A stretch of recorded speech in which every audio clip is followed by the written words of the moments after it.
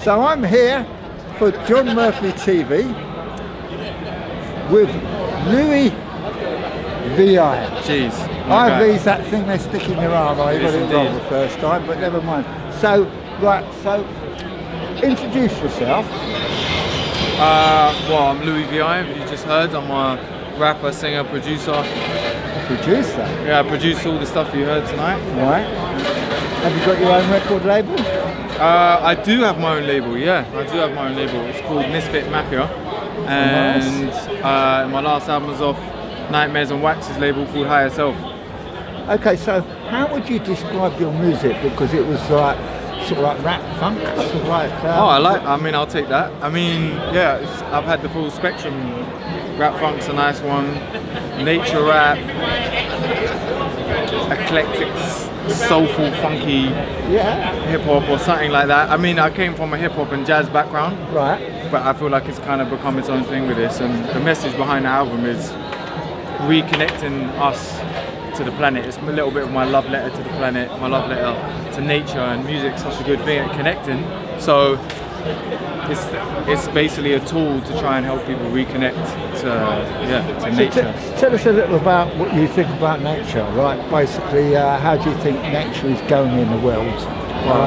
With climate change, it's not great, but it's a very there's a long answer and there's a short answer. The in-between answer is that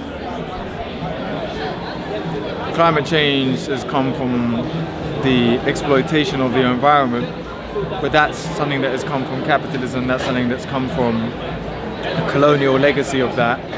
And so we see the places like where my dad's side of the family is from in the Caribbean, Dominica, that are on the front lines in the global south of climate change. But it's been caused by the global north historically, and the historical destruction of the environment and colonialism and enslavement of people. Okay, so a lot of the funding from these climate change things seems to be coming from the people that are causing the climate change, maybe. There is a lot of that for sure. So do you think the climate change they're telling people about is basically not the we all know the planet's fucked, but basically, what do you think is the worst threat to the planet? What do you mean the worst threat? Out of all the sort of like pollution, climate change, or whatever, what do you think is the worst? That's the problem. There's no one thing that's the worst, because it all builds up and it's all combining and it's all related. That's the thing that I think humans forget so much, is that you can't compartmentalize different areas of the planet. Everything's connected. So, pollution and that comes from vehicular pollution that comes from cars that everyone's aware about, like carbon, isn't separate to the pollution that comes from like cows, like methane, and it isn't separate from the warming and the gases that are released from deep in the ocean or in the permafrost, and it isn't separate from things like whole new cycles being released in terms of the way that like the gears in the ocean are changing because meltwater is coming in from ice caps in, say, Greenland that have been frozen for millennia, and they're now changing the saltiness of the ocean. That's changing the movement of currents, like the Gulf Stream that is the reason that the UK is a temperate country, not freezing cold like Canada. So everything's connected. There's no one worse thing. It's all the problem, and the solution is that we need to understand that it's all connected. Right, so let's go from there to your album. I love that. You like that? Yeah. Let's go to the album. Tell us about that. Well, like I was saying, there's only so much you can do with words, and I feel like art has a long legacy, particularly music, a long legacy of doing and connecting where words fail. So, you know what I mean? It's like we're talking right now because we've connected over music. Yeah. We're having this conversation because of music in the first place. So the thing that comes first, you've got to establish that connection, and then you start talking about things that I feel that matter. So I tried to make the waviest music I could possibly make to make people have that connection and get people on side. And once their ears are listening, I've slipped in some stuff about the client. Everything we're talking about, I put it into every song. I basically if you imagine the album, I made the music and then I dipped it into the current climate of climate change and the unfairness and the need for climate justice as well. So, would you call yourself an artist activist, or would you separate the two, your art and your activism? Would they be separate in any way, or would they be the same thing? I think like, one, I think I've never been that much of a fan of the word activist because I think like you just got to be active. But then two, I think if you're a proper artist, you're a real storyteller now.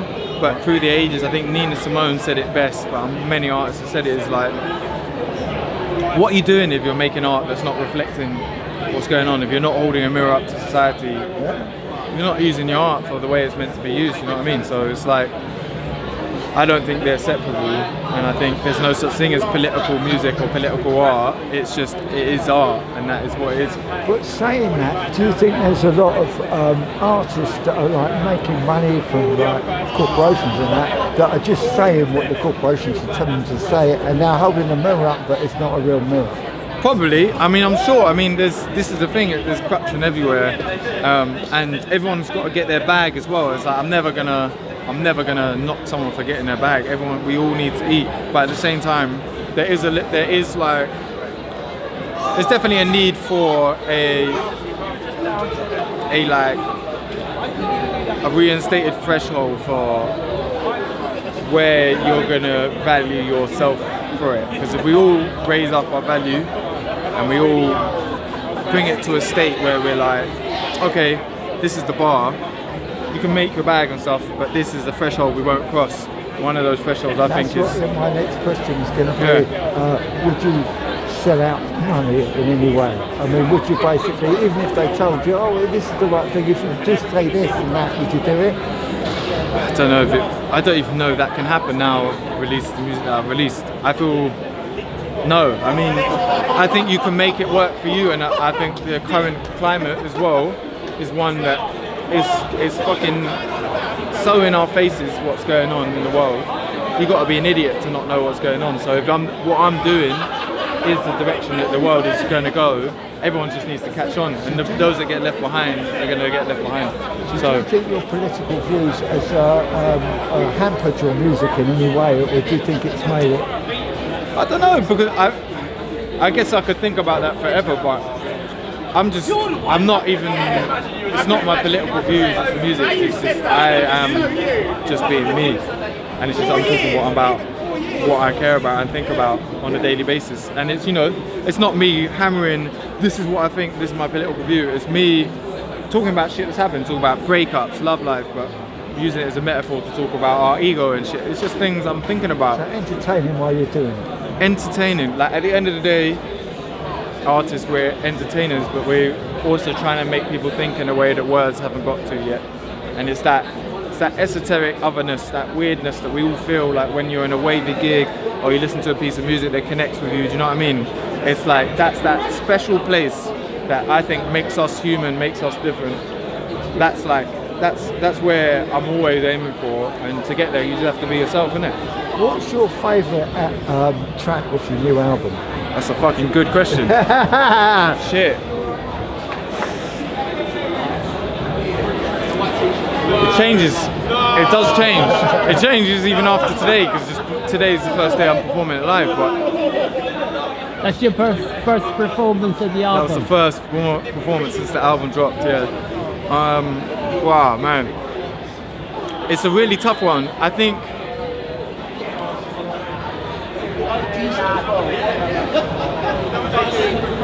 There's contenders. I'll quickly give you for the contenders. But Orange Skies, which is like one of the main singles, because I feel like I did what I've always wanted to do, put something complicated into very simple terms, and I really loved the harmonies and the way I worked with that. And I worked with Mick Jenkins on that one, and it just felt really right. It happened really right, really quickly. You were talking about him.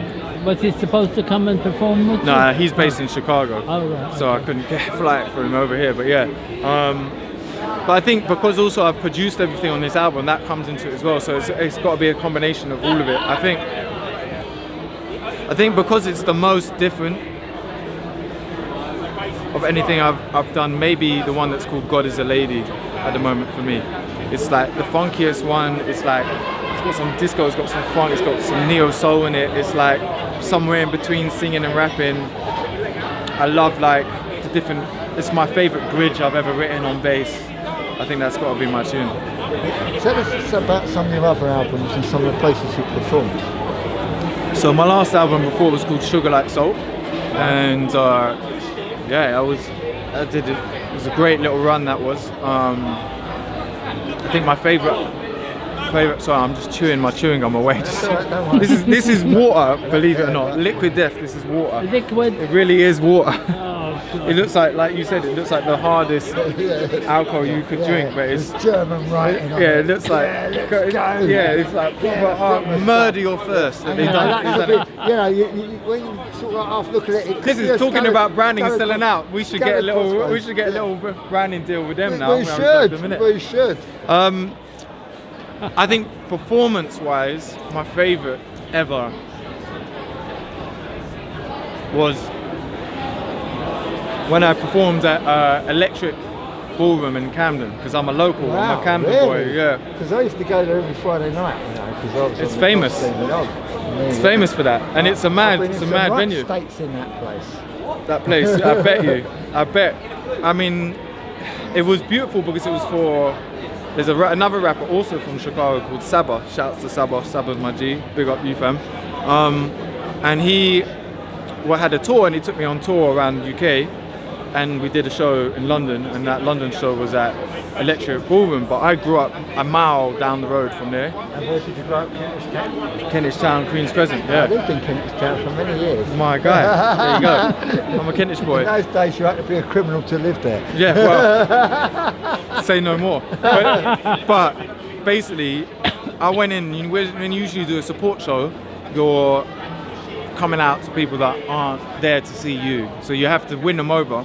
But I came out and it was sold out, 1,600 people, and it was already packed. And because the whole of my ends had come out, everyone was there, and the noise was, I've never been met with noise like that. And the energy through the whole show was crazy. I had all my people coming, all the features coming up, bruv. It must have been something else. I live. What a buzz. I'm always trying to get there. That's the top. Okay. We'll get there again with this one. So how do you think sales of your album are going to go? Do you think it's doing well? Is there a lot of interest? Or? Yeah, well, I mean, it's been mad. I got a 5-star review in Guardian and The Observer, which was amazing. Like, I've never had anything in print like that before. And Hunger Magazine too. All the press has been amazing. Radio, Giles Peterson, Mary Ann Hobbs, Jam Supernova, Lauren Laverne, Matt Everett, they've all really helped me out. I've got a new album fixed on 6 Music, BBC One. It's all been beautiful. And yeah, I've got my show on the 3rd of May. Where is that? That's at the Lower Third in Soho. I've heard of it, I've never been there. Yeah, it's a new venue, I think. Yeah. And it should be, I'm very excited about that. So that's the next one, and we just keep moving up, yeah. The Guardian wrote about me once, but it was nothing I wanted to fucking hear, to be honest. There you go. So there you go. Yeah. But okay, so at this point in the thing, I say, John, any more questions? Did you write all the words or the lyrics yourself? Everything myself, wrote everything, produced everything myself. And the music as well? Everything. Wow. Everything. Are those guys on the album? No, so that's just my live band. But right. Paul has played bass on the last album a lot. But I actually played bass on this album because I can play bass now. So yeah, I wrote all the bass lines, but he's my guy. You have your people, man, and Paul's been MDing for me for ages, so that's the one, man. So what, have you got any of the gigs after the Lower Third?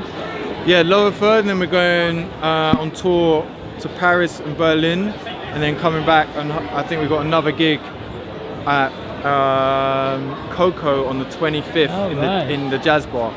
Ella's Jazz Bar, should be good. So where do you think the future, where would you like the future to take you? Man, I would just love to be able to, for me, it's not about anything else but being able to be put in a position where I can continue to make the art and not have to worry about other shit. I mean, I think that's the artist's dream. It's just like, enough, I've interviewed a few people that sort of like have said the same thing. Yeah. I did the Bridge City Sinners once, and they said the same thing. They just don't want it to be so They just want it to be easier and not have to put so much shit This is it, into and I'd love to be. I'd love to be able to, and we will get there. But I'd love to be able to perform anywhere in the world. The beautiful thing that this album did for me is it took me all over the world to make it. So I want to be all over the world to perform it. So that's the vibe. What's the best recording studio you ever recorded in? Fuck. There's been a few good ones. The BBC Maid of Vale one for that live thing was pretty good. But you know, I love my own studio. Yeah. My old studio in Tottenham. That's the one. You know what I mean? Like People I are love it. comfortable in their own. I could bring people into my space and it felt amazing. There was some good ones. I went to an amazing one in Mexico City. He just had so many beautiful instruments. My boys one called Blue Stave in Berlin is beautiful as well. They got a really good space. But there's been a couple that I've seen. What I really want is one in like the jungle. That's the next one. You know what I mean? Yeah. For immersed in nature. Well, Susan mentions when they did just the drums and stuff, and they basically did one in the jungle in Hawaii, up in the jungle. There you go, beautiful. Yeah, that'd be nice. And apparently Bing Crosby recorded there. Really? Yeah. Fucking hell. Not bad. Not bad. You know what I mean? It's like, right, any more questions? No, Jimmy? they're supporting you at the lower third. Say that again? Who's supporting you at the lower third? Amazing artist called Faye Mina and my boy Dozer Carter and my other boy Cole Cuts, who's going to be DJing. And it's going What's to be the beautiful. date again? The 3rd of May. 3rd of May. 3rd of May at the lower third. Gonna be Fantastic. free. Yeah. Beautiful.